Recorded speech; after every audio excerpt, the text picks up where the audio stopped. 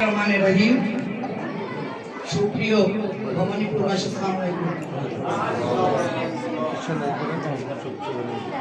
অত্যন্ত ভারাক্রান্ত হৃদয় আমি বলতে চাই, এই ভবানীপুর কিছুদিন আগিয়ে এই নদী করে বিলীন হয়ে যাবে, এটা এই সমাজের ছিল। তারপরও আল্লাহ আমাদের কিছু করেনি, কিছু করার আছে। ইতিমধ্যে তোমরা শুনেছ কিনা আমি জানি না, আমি তখন সংসদে বলেছি। তারপরে আমি এনি চৌধুরীর কাছে গিয়েছি, দিয়েছি যেখানে ভবানীপুর আছে। আমিও সচিবালয় পানি মন্ত্রণালয়ে জমা দিয়ে এসেছি। এবার গিয়ে আমি কর্তৃপক্ষ আগিয়েছে। ইতিমধ্যে আমরা 1900 কোটি টাকা জালকাঠি, নলছিটি, রাজাপুর, কাঠালিয়া প্ল্যানিং এ জমা হয়েছে, সেটাও পাশ হবে। কিন্তু দুর্ভাগ্য এর আগেই তো নদী ভাঙনে চলে গেছে। যাক, আমার অনেক চেষ্টা থাকবে। আমি চাই যারা যেখানে আছে ভেটে নিয়ে সেই জায়গায় থাকবে। এই যে স্কুলটা আমি দেখেছি, বিগত সরকারি সময় কোনো ডেভেলপমেন্ট হয় নাই বলেছে।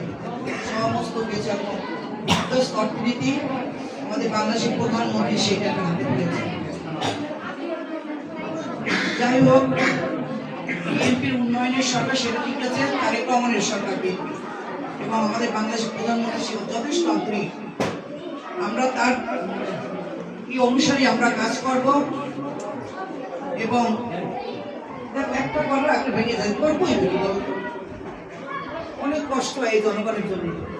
কোথায় তারা যাবে, কি করবে, একটা জমি কিনতে পারবে না, অনেক বসায় তাদের করতে হবে। এটা আসলে দুঃখজনক, আমারও খারাপ লাগে। জমিটা যদি থাকতো, বাইরে যদি থাকতো, মানুষ তো অনেক সময় বিক্রি করে খায়, চেয়ে খায়, কাজ করে খায়, চাকরি করে খায়, তাদের তো কিছু থাকে না। তোমরা একটা কথাই মনে রাখবে, তোমাদের ভোটে নির্বাচিত করেন এমপি আমাকে অনেক কিছু না বললে আমি বিবেকের কারণে আমি সচিবালয়ে যাই। আমার মনে বসে দেখে যা কাজ করতে, সেটা আমার বিবেকের কারণে করি। যখন আমি টাকাই যে আমি সংসদে কথা বলি, আমি সংসদে যাই, এই যাবো শোনার মানুষ তোমরা ভুট্টু সাহেব তো দেখেছো, ভুট্টু সাহেব দিন রাত পরিশ্রম করছে মানুষের কল্যাণের জন্য। এই জনগণের হাসি এই সুরাজ মানুষের জন্য ভালোবাসা ছিল তার সব সময়ের জন্য। আমার ভালোবাসা আছে। আমি বেশি কিছু বলবো না, তবে দ্রুত কিছু একটা করার চেষ্টা করবো। তোমাদের আন্তরিক